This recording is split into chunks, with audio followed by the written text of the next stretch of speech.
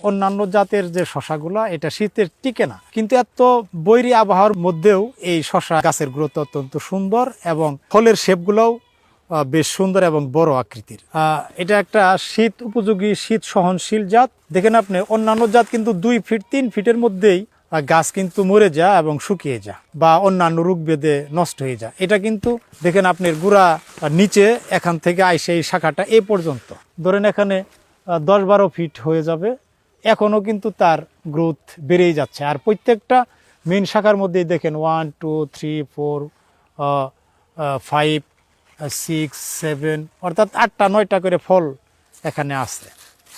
আর অন্য জাতে কিন্তু এরকম এই পাতা বড় এবং টসটসে গাছ নাই। গাছ যদি হৃষ্টপুষ্ট না থাকে তাহলে ফল তো আর পুষ্ট হবে না। আমি মোহাম্মদ শহীদুল ইসলাম, শেরপুর সদর, শেরপুর।